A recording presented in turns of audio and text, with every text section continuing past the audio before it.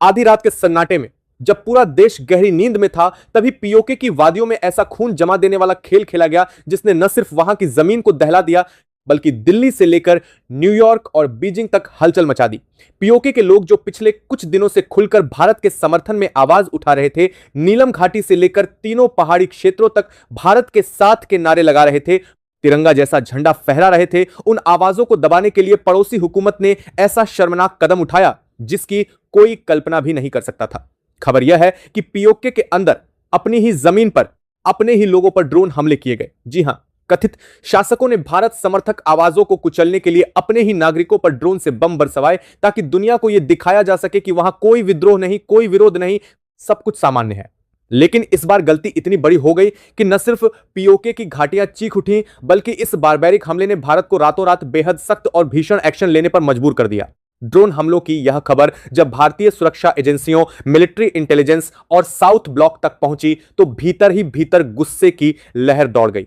PoK के आम लोग जो भारत के समर्थन में नारे लगा रहे थे, जो खुलेआम कह रहे थे कि वे भारत में शामिल होना चाहते हैं, जिनके वीडियोज सोशल मीडिया पर वायरल हुए, उन्हीं इलाकों पर रात के अंधेरे में ड्रोन से हमले किए गए।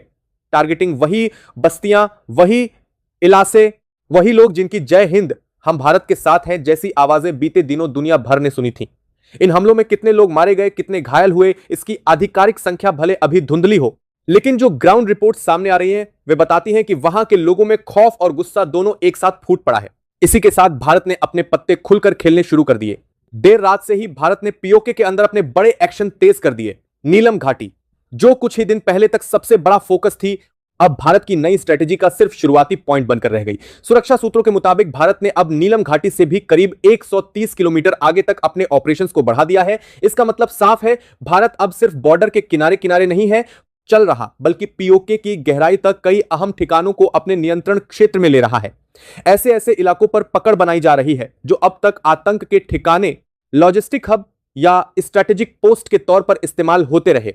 जो जगहें कभी भारत के खिलाफ षड्यंत्र का अड्डा थीं, अब वहां भारतीय फोर्सेस के बूटों की थाप और तिरंगे की छाया दिख रही है।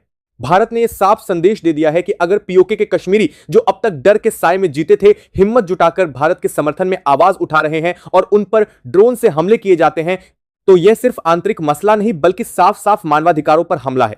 भारत ने दो टूक कह दिया है कि अगर संयुक्त राष्ट्र इन कश्मीरियों पर हो रहे अत्याचार, इन ड्रोन हमलों और इनकी चीखों पर चुप बैठा रहता है, या फिर पीओके के भारत समर्थक लोगों के खिलाफ कोई भी कड़ी कार्रवाई को मंजूरी देता है, तो भारत इसका सीधा और करारा पलटवार करेगा।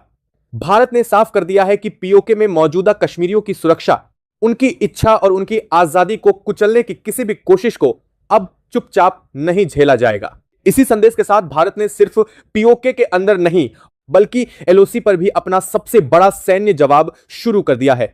सैन्य सूत्रों के हवाले से खबरें हैं कि भारत ने एलओसी के आर पार करीब 50 से 55 ठिकानों को निशाना बनाते हुए अब तक भीषण कार्रवाई की है। यह कोई रूटीन शेलिंग नहीं बल्कि चुने हुए ठिकानों पर प्रिसाइज स्ट्राइक हैं। वे बंकर, वे लॉन्च पैड, वे सप्लाई पॉइंट और वे कंट्रोल सेंटर जहां से पीओके के अंदर ड्रोन ऑपरेशन, आर्टिलरी सपोर्ट और आतंकी मूवमेंट को कंट्रोल किया जाता था। यह भी बताया जा रहा है कि कई ऐसे ठिकाने जिन्हें अब तक कभी न छूने वाला सुरक्षित जोन माना जाता था, उन्हें भी इस बार भारतीय तोपों और मिसाइलों ने सीधा निशाना बनाया। सीमा के उस पार हड़कंप की सबसे बड़ी वजह भी यही है। भारत ने स्पष्ट कर दिया है कि यह किसी एक रात की रिएक्शनरी गोलाबारी नहीं बल्कि एक लगातार चलने वाला सैन्य अभियान है जो तब तक रुकेगा नहीं जब तक पीओके के आम लोगों को यह एहसास न हो जाए कि दिल्ली उनके साथ खड़ी है और जो लोग उनके ऊपर ड्रोन बम बरसा रहे हैं वे अब कहीं भी सुरक्षित नहीं है। पीओके के मैदानों से लेकर उसके पहाड़ों तक अब एक नई चर्चा चल रही है। लोग कह रहे हैं कि जो ताकत अपने ही नागरिकों पर ड्रोन चलाए वो किस मुंह से खुद को रक्षक कह सकती है, और जिस भारत को दशकों तक दुश्मन साबित करने की कोशिश की गई वही आज उनके लिए एकमात्र उम्मीद की किरण बनकर सामने खड़ा है। यह नैरेटिव शिफ्ट ही है जिसने पड़ोसी सत्ता को पागलपन की हद तक विचलित कर दिया है। इसी बीच पूरी दुनिया की नजरों के सामने अब एक और बड़ा चेहरा साफ साफ उजागर हो चुका है, चीन। अभी तक जो कुछ पर्दे के पीछे से चल रहा था अब वह खुलेआम सामने आ गया है। पहले चीन ने भारत को धमकाते हुए कहा कि अगर भारत ने जरा सा भी पीओके की तरफ आगे बढ़ने की कोशिश की या इस इलाके को कब्जे में लेने की दिशा में कदम बढ़ाया तो वह कड़ी कार्रवाई करेगा। लेकिन अब हालात इस मोड़ पर पहुंच गए हैं कि खुलेआम माना जा रहा है इस पूरे खेल का असली मास्टरमाइंड, असली दिमाग, असली प्लानर कोई और नहीं बल्कि चीन है। भारत की इंटेलिजेंस इनपुट्स और डिप्लोमेटिक चैनलों से मिली सूचनाएं बताती हैं कि पीओके के अंदर क्या कौन सा कदम कब उठाया जाए, कैसे संयुक्त राष्ट्र में क्या बोला जाए, किस तरह भारत को घेरने की कोशिश की जाए, इन सबके पीछे बीजिंग की साजिशी लैब से निकला ब्लूप्रिंट काम कर रहा है। यही नहीं, चीन ने अब अपनी मिलिट्री कैपेबिलिटीज, अपने ड्रोन नेटवर्क, अपने सर्विलांस सिस्टम और अपनी फोर्सेस को भी पीओके के अंदर एक्टिवेट कर दिया है। खबरें यह भी हैं कि चीन ने वहां अपने कुछ कैडेट्स और कई आधिकारिक सलाहकारों को भेजा है जो लोकल फोर्सेज के साथ मिलकर ज्वाइंट ऑपरेशन संभाल रहे हैं। चीन ने साफ घोषणा कर दी है कि पीओके के अंदर वह पड़ोसी हुकूमत के साथ मिलकर सबसे बड़ी एक्सरसाइज शुरू करने जा रहा है। इसे नाम दिया गया है एक्सरसाइज, लेकिन जमीनी हकीकत में यह सीधे सीधे भारत के लिए खतरे की घंटी की तरह दिख रही है। यह महज मिलिट्री ड्रिल नहीं बल्कि वही इलाका है जहां से भारत को मैसेज दिया जा रहा है, अगर तुम आगे बढ़ोगे तो हम मिलकर सामने आएंगे। चीन की तरफ से कुछ ठिकानों पर नए बेस, नए कैंप, नई तैनाती और नई तकनीकी व्यवस्था की खबरें भी आ रही हैं जो इस पूरे इलाके को एक संभावित मल्टी फ्रंट फ्लैश पॉइंट में बदलने लगी हैं। भारत ने इन सबको बहुत ध्यान से नोट किया है और उसका जवाब भी उतना ही साफ, उतना ही सीधा दिया है। दिल्ली ने कह दिया है कि अब आधे अधूरे बयान और कूटनीतिक घुमाव का वक्त निकल चुका है, अब सीधी कार्रवाई होगी साफ साफ संदेशों के साथ। भारत ने अपनी आर्म्ड फोर्सेज के साथ साथ एयरफोर्स और अपने खुद के ड्रोन स्ट्राइक सिस्टम को भी फुल अलर्ट पर डाल दिया है। एयरबेस पर फाइटर जेट्स न सिर्फ तैयार खड़े हैं बल्कि कई सेक्टरों में एयर पेट्रोलिंग और रिकॉनिसेंस मिशन भी बढ़ा दिए गए हैं। एयर डिफेंस सिस्टम्स को ऐसे मोड पर रखा गया है कि दुश्मन की तरफ से आने वाले किसी भी ड्रोन, मिसाइल या हवाई हमले को बीच आसमान में ही गिराया जा सके। भारत अपने ही ड्रोन प्रोग्राम को भी एक्टिव मोड पर ला चुका है, यानी अगर पीओके के अंदर या एलओसी के इर्द गिर्द कहीं से भी नई हलचल होती है तो उसका जवाब जमीन से भी आएगा और आसमान से भी। इधर बीएसएफ को लेकर जो सबसे बड़ी अपडेट सामने आई है वह यह है कि तीनों घाटियों के इर्द गिर्द लगभग 120 किलोमीटर का जो पूरा का पूरा दायरा है उस पर अब भारत ने अपनी मजबूत पकड़ जमा दी है। इस पूरे बेल्ट में बीएसएफ की टुकड़ियों ने न सिर्फ चौकियां बना ली हैं बल्कि क्लोज बॉर्डर गश्त से आगे बढ़कर अंदर की तरफ भी कई स्ट्रेटेजिक पोजीशन पर कब्जा कर लिया गया है। इसका सीधा सा मतलब है पीओके के अंदर सीमा से सटे बड़े हिस्से पर भारत अब निगरानी भर नहीं बल्कि एक्टिव कंट्रोल की दिशा में बढ़ चुका है। यह वही जोन है जहां से कभी रॉकेट हमले होते थे, घुसपैठिए भेजे जाते थे और आतंकी कैंप चलते थे, लेकिन आज वहीं से तिरंगा दिख रहा है और भारतीय जवानों की आवाजाही हो रही है। जो ड्रोन हमले पीओके के अपने लोगों पर किए गए, उन्होंने एक और बड़ा मोर्चा खोल दिया है, इंसानियत और मानवाधिकार का मोर्चा। वहां की तस्वीरें और वीडियो बताते हैं कि जिन इलाकों में भारत समर्थन की आवाज तेज थी वहीं पर डर और दहशत फैलाने के लिए हमला किया गया। घरों की छतें उड़ी, बाजारों में भगदड़ मची, बच्चों की चीखें सुनाई दी और जो लोग भारत के समर्थन में बोल रहे थे उन्हें खुलेआम निशाना बनाया गया। भारत ने इस पूरे घटनाक्रम को सीधे संयुक्त राष्ट्र के सामने रख दिया है। दिल्ली का संदेश बिल्कुल स्पष्ट है, अगर मानवाधिकारों की बात सिर्फ कागजों पर, रिपोर्टों में और भाषणों में ही होनी है और जब असली जिंदगी में किसी के अपने ही नागरिकों पर ड्रोन बरसाए जाते हैं तब भी संयुक्त राष्ट्र चुप बैठा रहता है, तो फिर ऐसे मंच के अस्तित्व पर ही सवाल उठेंगे। भारत ने साफ चेतावनी दी है कि पीओके के कश्मीरी जो अब अपने भविष्य और अपनी आजादी को लेकर भारत की तरफ देख रहे हैं, अगर उन पर फिर कोई संगठित सरकार प्रायोजित हिंसा हुई और संयुक्त राष्ट्र ने उस पर आंखें मूंद ली तो भारत इस पूरे सिस्टम को चुनौती देने में हिचकेगा नहीं। भारत अब यह भी कह रहा है कि पीओके में जो लोग लंबे समय से भारत में शामिल होने की मांग कर रहे हैं वे सिर्फ नारे नहीं बल्कि अपने अधिकार की लड़ाई लड़ रहे हैं। इनकी आवाज को अंतरराष्ट्रीय मंच पर दबाने, उन्हें विद्रोही या आतंकी कहकर बदनाम करने और उन पर ड्रोन व गोलियों से हमला करने की किसी भी साजिश को भारत स्वीकार नहीं करेगा। दिल्ली की तरफ से यह साफ संदेश दिया जा रहा है, पीओके के लोगों पर किसी भी नई कार्रवाई का मतलब होगा भारत के धैर्य की सीमा को लांघना, और जब धैर्य टूटता है तो फिर भारत का जवाब कितना कड़ा हो सकता है, इसकी मिसालें दुनिया पहले भी देख चुकी है। इस बीच पीओके के अंदर का माहौल जितना दहशत से भरा हुआ है उतनी ही तेजी से वहां की सोच और पब्लिक ओपिनियन बदलता भी दिख रहा है। ड्रोन हमलों के बाद कई इलाकों के लोगों ने कैमरे के सामने खड़े होकर कहा कि हमने सोचा था कम से कम हमारी अपनी सरकार हम पर हमला नहीं करेगी, लेकिन अब हमें समझ आ गया कि हमें किससे डरना है और किससे उम्मीद रखनी है। कुछ लोगों ने खुलकर यह सवाल उठाया, जो ताकत अपने ही बच्चों पर ड्रोन गिरा सकती है वो हमें किस मुंह से कहती है कि वो हमारी रखवाली कर रही है। इन बयानों की गूंज अब सिर्फ लोकल नेटवर्क तक सीमित नहीं बल्कि अंतरराष्ट्रीय सोशल मीडिया, न्यूज प्लेटफॉर्म्स और विश्लेषणों में भी सुनाई देने लगी है। दुनिया के बड़े थिंक टैंक और सुरक्षा विश्लेषक भी मान रहे हैं कि अब मामला सिर्फ दो देशों के बीच का नहीं बचा, बल्कि एक और वे ताकतें हैं जो नागरिकों पर ड्रोन बरसाकर उन्हें खामोश करना चाहती हैं, और दूसरी तरफ वो देश है जो इन्हीं नागरिकों के अधिकार और आवाज के लिए लड़ रहा है। यह वही बिंदु है जहां चीन की एंट्री इस पूरे प्रकरण को और भी खतरनाक बना देती है। चीन का मास्टरमाइंड वाला रोल, पीओके में उसकी मिलिट्री एक्टिविटी और एक्सरसाइज के नाम पर पावर प्रोजेक्शन, ये सब मिलकर इस क्षेत्र को एक नए किस्म के भू राजनीतिक युद्ध क्षेत्र में बदल रहे हैं। लेकिन इन सबके बीच जो बात सबसे साफ, सबसे तेज और सबसे मजबूत तरीके से उभर कर सामने आ रही है, वह यह है कि भारत अब पहले जैसा नहीं रहा।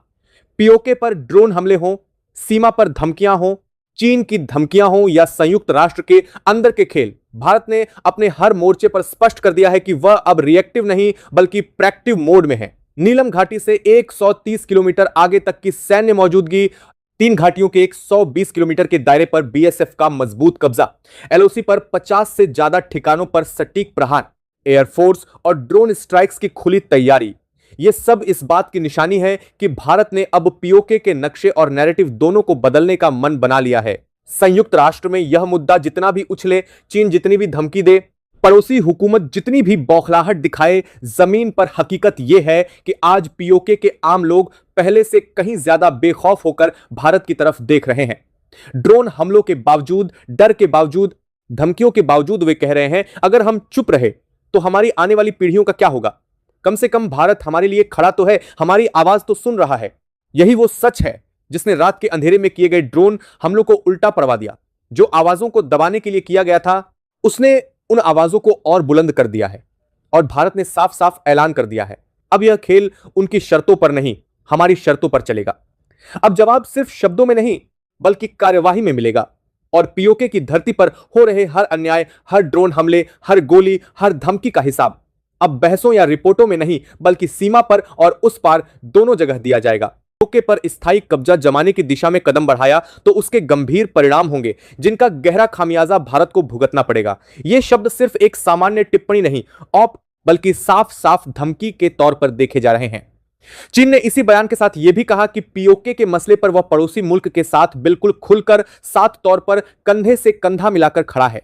यही नहीं रुकते हुए चीन ने एक और बड़ा कदम उठाया है जिसने इस पूरे केस को और ज्यादा संवेदनशील और विस्फोटक बना दिया है। खबर यह है कि चीन ने पड़ोसी मुल्क के साथ मिलकर पीओके के अंदर ही एक बड़ा संयुक्त ऑपरेशन शुरू कर दिया है। यह जॉइंट ऑपरेशन कथित तौर पर सिक्योरिटी और स्टेबिलिटी के नाम पर चलाया जा रहा है, लेकिन भारत के रणनीतिक हलकों में इसे एक तरह का प्रेशर टैक्टिक, ताकत दिखाने की कोशिश और पीओके को अंतर्राष्ट्रीय मंच पर तीसरी ताकत से बैकअप देने वाली कवायद के रूप में देखा जा रहा है।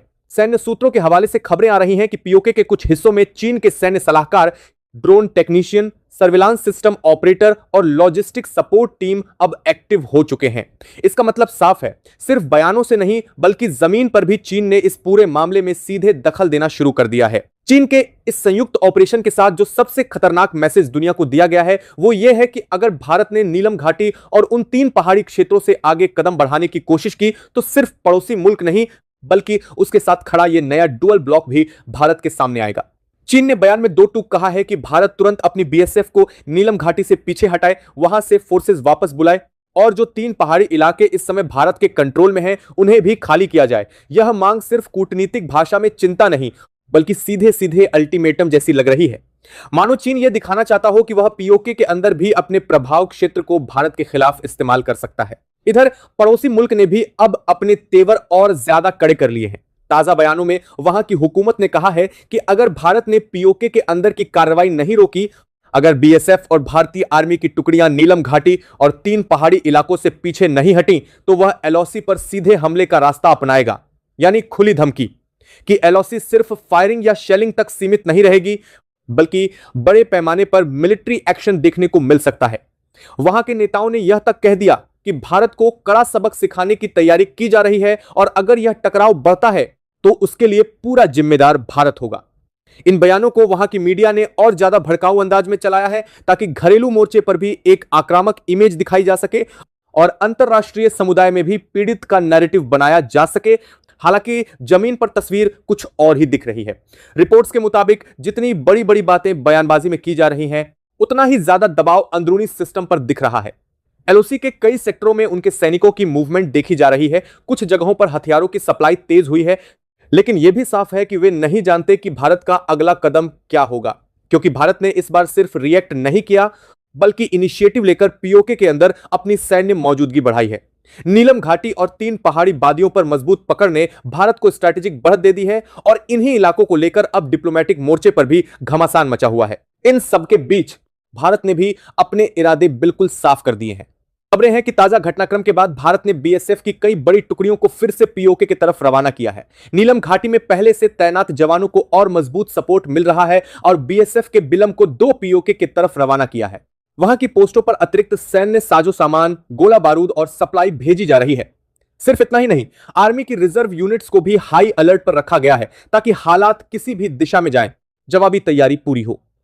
और सबसे बड़ा संदेश यह है कि एयरफोर्स को भी अब अलर्ट मोड पर डाल दिया गया है। सूत्रों के हवाले से यह जानकारी आ रही है कि कई अहम एयरबेस पर fighter jets, early warning system और एयर डिफेंस यूनिट्स को एक्टिव डिप्लॉयमेंट मोड में रखा गया है। यानी जमीन, हवा और सीमा तीनों स्तरों पर भारत ने अपने कार्ड खुलकर रख दिए हैं। एलओसी के हालात भी अब पहले से कहीं ज्यादा नाजुक और विस्फोटक हो चुके हैं। जो सेक्टर कल तक सामान्य से थोड़े ज्यादा तनावपूर्ण माने जा रहे थे, अब वहां हर रात भारी फायरिंग, मोर्टर शेलिंग और छोटी बड़ी झड़पों की खबरें आ रही हैं। देर रात कई बार पड़ोसी मुल्क की तरफ से की गई गोलाबारी का जवाब भारतीय सेना ने कई गुना ज्यादा ताकत से दिया है। उन ठिकानों को विशेष रूप से निशाना बनाया जा रहा है। भारतीय सेना दिन कई गुना बड़ा बढ़ा है, जहां से पीओके के अंदर घुसपैठ, हथियारों की तस्करी या आतंकी मूवमेंट का शक है। सीमा रेखा पर लगे गांवों में भी अब सतर्कता बढ़ा दी गई है। नागरिकों को सुरक्षित इलाकों में शिफ्ट किया जा रहा है और लोकल प्रशासन की टीमें 24 घंटे कंट्रोल रूम मोड में काम कर रही हैं। इस सारी उथल पुथल के बीच भारत ने एक और बड़ा दांव चला है। उसने इस पूरे मसले को सीधे संयुक्त राष्ट्र के सामने चुनौती के रूप में रख दिया है। भारत ने साफ साफ कहा है कि पीओके में हो रही कार्रवाई कोई फॉरेन एडवेंचर नहीं, बल्कि एक नैतिक और मानवीय जिम्मेदारी है। भारत का तर्क है कि पीओके में सालों से मानवाधिकारों का खुला उल्लंघन हुआ है। वहां के आम लोगों की आवाज दबाई गई, जबरन गायब करने, टॉर्चर, फर्जी मुकदमों, धार्मिक और राजनीतिक दमन की तमाम रिपोर्टें दुनिया के पास हैं। ऐसे में अगर वहां के लोग खुद भारत से समर्थन की मांग कर रहे हैं, अपने इंटरव्यूज में, अपने वीडियो में और अपने बयानों में ये साफ कह रहे हैं कि वे भारत के साथ खड़ा होना चाहते हैं, तो भारत उनके साथ खड़े होने से पीछे नहीं हटेगा। भारत ने संयुक्त राष्ट्र में दी गई अपनी प्रतिक्रिया में यह भी साफ किया है कि पीओके में मौजूद लोगों ने अब सिर्फ सुरक्षा नहीं बल्कि शामिल होने की मांग उठानी शुरू कर दी है। कई स्थानीय समूहों, सामाजिक संगठनों और वहां की औकात से चुप कराए गए नेताओं ने गुप्त और खुले दोनों तरीकों से यह संदेश भेजा है कि वे चाहते हैं कि पीओके को भारत का हिस्सा माना जाए और वहां के लोगों को वही अधिकार, वही लोकतांत्रिक आजादी और वही सुरक्षा मिले जो बाकी भारतीय नागरिकों को मिलती है। यही वजह है कि भारत अब संयुक्त राष्ट्र से यह सवाल कर रहा है, जब लोग खुद अपनी इच्छा जता रहे हैं तो आप उन्हें किस आधार पर भारत के कदमों के खिलाफ खड़ा दिखा रहे हैं। संयुक्त राष्ट्र में इस समय जो चर्चा चल रही है वह भी बेहद दिलचस्प और तनावपूर्ण बताई जा रही है। एक तरफ वो ब्लॉक है जो पड़ोसी मुल्क और चीन के दबाव या लॉबिंग की वजह से भारत के कदमों पर सवाल उठा रहा है, तो दूसरी तरफ ऐसे देश भी हैं जो खुलकर न सही लेकिन अंदर ही अंदर ये मान रहे हैं कि भारत की दलीलें मजबूत हैं। उन्हें पता है कि दशकों से पीओके को आतंकवाद के लिए जमीन की तरह इस्तेमाल किया गया, वहां की आम जनता को शील्ड बनाया गया और हर बार बातचीत की टेबल पर आकर वही पुराना झूठ परोसा गया। आज जब भारत ने ठोस एक्शन लिया है तो वैश्विक राजधानियों में यह बहस भी चल पड़ी है कि क्या वाकई पुरानी लाइन ऑफ कंफर्ट अब टूट चुकी है। क्या भारत अब उन लाल लकीरों को मिटाने की तैयारी में है जिन्हें कभी किसी और ने खींचा था। भारत के लिए यह सिर्फ एक बॉर्डर इश्यू नहीं बल्कि राष्ट्रीय सम्मान, सुरक्षा और संवैधानिक अधिकार का सवाल बन चुका है। दिल्ली के साउथ ब्लॉक में बैठकर पॉलिसी मेकर्स अब इस मसले को किसी शॉर्ट टर्म संकट की तरह नहीं बल्कि लॉन्ग टर्म रिकॉन्फ़िगरेशन के रूप में देख रहे हैं। नीलम घाटी और 3 पहाड़ी क्षेत्रों पर मजबूत पकड़ का मतलब है कि भारत ने पीओके के अंदर एक अहम सामरिक आधार बना लिया है, जहां से वह न सिर्फ घुसपैठ रोक सकता है बल्कि पूरे इलाके के समीकरण भी बदल सकता है। यही वजह है कि भारत न तो संयुक्त राष्ट्र की आलोचना से घबराया है, न चीन की धमकी से, न पड़ोसी देश की चेतावनियों से। उधर पीओके के अंदर के हालात भी अब अलग ही कहानी बयां कर रहे हैं।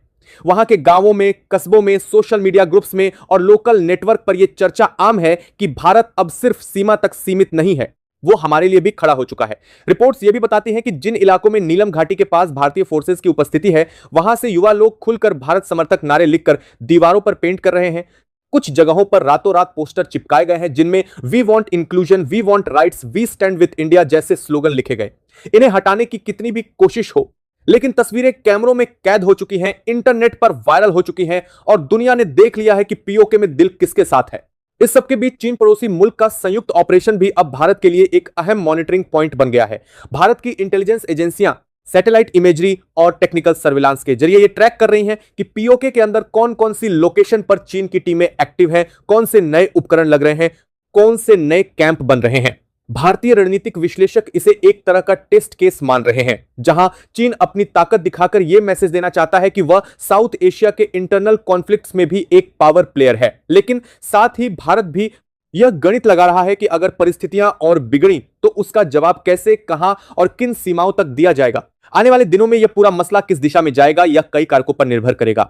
संयुक्त राष्ट्र की बहस क्या रूप लेती है, चीन कितना और आगे बढ़ता है, पड़ोसी मुल्क की घरेलू राजनीति किस तरह इस मुद्दे को भड़काती या दबाती है, और सबसे अहम, भारत किस हद तक अपने मौजूदा सैन्य रणनीतिक लाभ को आगे बढ़ाने का फैसला करता है। लेकिन एक बात अब बेहद साफ दिख रही है, नीलम घाटी से शुरू हुआ यह सिलसिला अब सिर्फ एक लोकल बॉर्डर इवेंट नहीं रहा। यह उस बड़े दौर की शुरुआत है जिसमें भारत ने पूरी दुनिया के सामने ऐलान कर दिया है कि पीओके में हो रहे जुल्म, वहां के लोगों की पुकार और अपनी सुरक्षा के खिलाफ चल रही साजिशों पर वह चुप नहीं बैठेगा।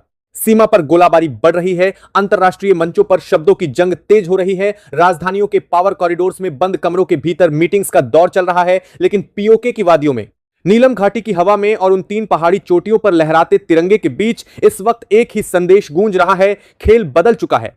अब फैसला दबाव से नहीं, दम से होगा।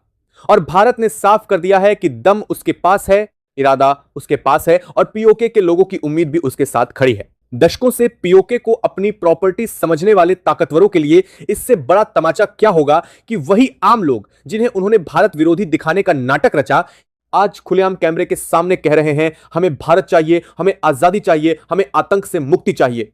यही वो तस्वीर है जिसने दुश्मन के खेमे में बौखलाहट की आग लगा दी है। जैसे जैसे यह खबर फैली कि भारत ने नीलम घाटी, 3 पहाड़ी घाटियों और कई अन्य क्षेत्रों में अपनी आर्मी उतारकर बड़े पैमाने पर एक्शन शुरू कर दिया है, बॉर्डर के उस पार बैठे हुक्मरान सीधे सीधे घबरा गए। पहले तो उन्होंने आधिकारिक बयानबाजी के जरिए इस पूरी कार्रवाई को प्रोपेगेंडा बताने की कोशिश की, लेकिन जैसे ही तिरंगे की तस्वीरें, वीडियो और वहां के लोगों के बयान दुनिया भर में घूमने लगे, उनकी पोल खुलती चली गई। अब हालत यह है कि उनकी तरफ से हर रोज कोई ना कोई नया बयान आता है। कभी अंतरराष्ट्रीय समुदाय आगे आए, कभी बड़ा खतरा पैदा हो गया है, कभी क्षेत्रीय स्थिरता दांव पर है। लेकिन सच्चाई यह है कि जमीन पर भारत लगातार एग्री मोर्चे पर आगे बढ़ रहा है और इस तरह से, और वे मजबूरी में बस माइक्रोफोन के सामने बौखलाहट दिखाने के अलावा कुछ कर नहीं पा रहे। पीओके के अंदर से आने वाली रिपोर्ट साफ कह रही हैं कि भारतीय फोर्सेस के कदम दर कदम आगे बढ़ने से दुश्मन बैकफुट पर जाता नजर आ रहा है। उनकी कई फॉरवर्ड पोस्टें या तो खाली कर दी गई हैं या फिर वहां से भाग भागकर लोग सुरक्षित जगहों पर छिपने की कोशिश में लगे हैं। जिन इलाकों को वे अब तक हाईली सिक्योर बताते थे, वे रातों रात खतरे के जोन में बदल चुके हैं। कई जगहों पर उनके सैनिकों को पीछे हटना पड़ा। अब तक कुछ जगहों से हथियार और गोला बारूद छोड़कर भागने की सूचनाएं भी सामने आ रही हैं। यह वही पोजीशनिंग है जो दुनिया को साफ बता रही है कि पीओके का मानस, पीओके का माहौल और पीओके की जमीन तीनों मिलकर अब भारत के पक्ष में झुक चुके हैं। लेकिन यह कहानी सिर्फ बॉर्डर तक सीमित नहीं रही। जैसे जैसे भारत का एक्शन बढ़ा, यह पूरा मामला सीधे संयुक्त राष्ट्र तक पहुंच गया। दिल्ली के साउथ ब्लॉक में बैठे नीति निर्माताओं को अचानक इनपुट मिला कि न्यूयॉर्क स्थित संयुक्त राष्ट्र के दफ्तरों में इस ऑपरेशन पर इमरजेंसी मीटिंग जैसे हालात बन गए हैं। राजधानी इस्लामाबाद में तो हाल यह है कि सुबह शाम वहां के दफ्तरों से सिर्फ आपातकालीन परामर्श, विदेश नीति समीक्षा, सुरक्षा बैठक जैसे शब्द बाहर आ रहे हैं। जो लोग कल तक बड़े बड़े भाषण दे रहे थे, आज वही ही अंदर घबराए हुए हैं कि भारत ने जो मोर्चा खोल दिया है उसे अब सिर्फ बयानों से रोका नहीं जा सकता। इसी बेचैनी के बीच संयुक्त राष्ट्र की तरफ से वो बड़ा अपडेट आया जिसने आग में घी डालने का काम कर दिया। संयुक्त राष्ट्र के एक शीर्ष अधिकारी ने भारत की कार्रवाइयों की खुलकर आलोचना करते हुए कह दिया कि भारत को पीओके से जल्द अपनी फोर्सेज वापस बुलानी चाहिए। यानी साफ साफ यह संदेश कि जो इलाका दशकों से भारत विरोधी साजिशों का अड्डा रहा, जहां से आतंकवाद फैला, घुसपैठ हुई, भारतीय सैनिकों और आम नागरिकों पर वार हुए, वहां अगर भारत अपनी सुरक्षा और वहां के लोगों के अधिकारों के लिए खड़ा होता है तो संयुक्त राष्ट्र को परेशानी होने लगती है। यह वही पुराना डबल स्टैंडर्ड है जो आज खुलकर दुनिया के सामने एक्सपोज हो रहा है। यह तमाम भारत अपनी सुरक्षा और वहां के लोगों के अधिकारों के लिए खड़ा होता है तो संयुक्त राष्ट्र को परेशानी होने लगती है। इतना ही नहीं, इस बार संयुक्त राष्ट्र के साथ इस एजेंडे पर कुछ और चेहरे भी सीधे लाइन में खड़े नजर आए। रिपोर्ट्स के मुताबिक इस पूरे घटनाक्रम में चीन ने खुलकर उस ब्लॉक का साथ दिया जो भारत से पीओके से फोर्सेस हटाने की मांग कर रहा है। चीन की चिंता जगजाहिर है। अगर पीओके में भारत की पकड़ मजबूत होती है, नीलम से लेकर गिलगित बाल्टिस्तान तक भारत का प्रभाव बढ़ता है, तो वहां चल रहे बड़े बड़े प्रोजेक्ट, स्ट्रेटेजिक कॉरिडोर और मिलिट्री गेम प्लान पर सीधा खतरा पैदा होगा। यही वजह है कि उसने संयुक्त राष्ट्र में बैठकर वही घिसा पिटा डायलॉग दोहराया। इस स्थिति में एक तरफा बदलाव अस्वीकार्य है, क्षेत्रीय स्थिरता खतरे में पड़ सकती है, आदि इत्यादि। हैरानी की बात तो तब और बढ़ गई जब इस पूरी लाइन में बांग्लादेश का नाम भी जोड़ा गया। कभी जिस देश की आजादी में भारत ने अपना खून बहाया, जिसको अस्तित्व देने में भारतीय सैनिकों ने जानें दी, वही बांग्लादेश संयुक्त राष्ट्र की अंदरूनी मीटिंग्स में उस कैंप के करीब खड़ा दिखा जो भारत को नसीहत दे रहा है कि सैन्य कार्रवाई रोको, पीओके से पीछे हटो, बातचीत से हल निकालो। यह वही टाइम है जब दिल्ली के रणनीतिक हलकों में यह सवाल उठ रहा है कि आखिर कौन कौन इस भारत विरोधी एजेंडे को हवा दे रहा है और क्यों जब भी भारत अपनी सुरक्षा, अपनी जमीन और अपने अधिकारों के लिए एक्शन लेता है तो कुछ ताकतें एक साथ मिलकर उसे ही कटघरे में खड़ा करने की कोशिश करती हैं। लेकिन इस बार कहानी पुरानी नहीं दोहराई गई। भारत ने न संयुक्त राष्ट्र की भाषा स्वीकार की, न किसी देश का दबाव। दिल्ली से बहुत साफ, बहुत कड़ा और बहुत दो टूक संदेश निकला। पीओके में जो मानवीय संकट, मानवाधिकारों का उल्लंघन और आतंकवाद का गढ़ बन चुका माहौल है, उस पर भारत चुपचाप बैठकर तमाशा नहीं देख सकता। भारत ने साफ कहा कि वहां के लोगों को दशकों से दबाया गया, उन्हें बंदूक की नोक पर जीने को मजबूर किया गया, उन्हें फर्जी रेफरेंडम, फर्जी बयान और झूठे वादों के नाम पर बरगलाया गया। आज जब वे खुद सड़कों पर निकलकर भारत के समर्थन में आवाज उठा रहे हैं तो भारत उनके साथ खड़ा होना अपना फर्ज मानता है। इसलिए नीलम घाटी हो, 3 पहाड़ी घाटियां हो या पीओके के दूसरे क्षेत्र, वहां एक्शन रुकने वाला नहीं है। चाहे संयुक्त राष्ट्र कितने भी बयान दे दे, वहां से आपके बीच भारत की तरफ से आए आधिकारिक रिस्पांस में यह भी साफ कर दिया गया कि पीओके पर भारत का दावा कोई आज की बात नहीं है। संसद के रिकॉर्ड में दर्ज सर्वसम्मत संकल्प इसका गवाह है कि पूरा जम्मू कश्मीर, जिसमें पीओके भी शामिल है, भारत का अभिन्न हिस्सा है। ऐसे में वहां हो रहे मानवाधिकार उल्लंघन, विस्थापन, धार्मिक और राजनीतिक उत्पीड़न पर चुप रहना भारत के संविधान, भारत के लोकतंत्र और भारत के ऐतिहासिक दायित्व के खिलाफ होगा। भारत ने साफ शब्दों में कहा कि चाहे कितने भी वर्किंग ग्रुप, आर्बिट्रेशन कमेटी या शांति प्रस्ताव की बात हो, वो अपने लोगों को मरते घुटते हुए नहीं देख सकता। इसलिए भारत एक्शन ले रहा है और जरूरत पड़ी तो आगे भी और बड़ा एक्शन लेगा। जिस वक्त दिल्ली ने यह संदेश दुनिया को दिया, उसी वक्त जमीन पर भी भारत ने अपने कदम और तेज कर दिए। एलओसी पर जो स्थिति पहले सामान्य से ज्यादा तनावपूर्ण कही जा रही थी, वो अब हाईली एक्सप्लोसिव मोड में दाखिल होती दिख रही है। भारत ने लगभग पूरे फ्रंट पर सीमा को सील कर दिया है, अतिरिक्त फोर्सेज तैनात कर दी गई हैं और अब हाई अलर्ट घोषित कर दिया गया है। रात होते ही बॉर्डर के कई सेक्टरों से भारी गोलाबारी की खबरें आईं। दुश्मन की तरफ से मोर्टार, रॉकेट और हैवी मशीन गनों का इस्तेमाल हुआ, लेकिन भारतीय सेना ने उससे कई गुना ज्यादा ताकत और सटीकता के साथ जवाब दिया। जो बंदूकें कल तक सिर्फ हमारी तरफ गोलियां बरसाती थीं, आज उन्हीं ठिकानों पर भारतीय तोपें और मोर्टार बरस रहे हैं जहां से फायरिंग की शुरुआत होती है। एलओसी के फॉरवर्ड पोस्टों पर बैठे जवानों को अब साफ निर्देश है, किसी भी संदिग्ध हरकत को देखते ही तुरंत एक्शन, किसी भी घुसपैठ की कोशिश को बॉर्डर से कई किलोमीटर पहले ही खत्म कर देना है। थर्मल इमेजिंग, नाइट विजन और ड्रोन सर्विलांस की मदद से पूरे सेक्टर की 24 घंटे निगरानी हो रही है। जो रास्ते अब तक स्मगलिंग रूट और इन्फिल्ट्रेशन कॉरिडोर के तौर पर बदनाम थे, उन्हें एक एक करके ब्लॉक किया जा रहा है। वहां पर एम्बुश पार्टियां बिठाई जा रही हैं और घुसने की कोशिश करने वाले हर साय को घातक जवाब देने की तैयारी है। उधर पीओके के अंदर लोगों की धड़कनें अब पहली बार उम्मीद के साथ धड़क रही हैं। नीलम घाटी हो या उससे जुड़ी घाटियां, हर जगह से एक जैसा नैरेटिव सामने आ रहा है। लोग कह रहे हैं कि उन्हें पहली बार लग रहा है कि उनका दर्द, उनका संघर्ष, उनकी आवाज किसी ताकतवर राजधानी तक पहुंची है।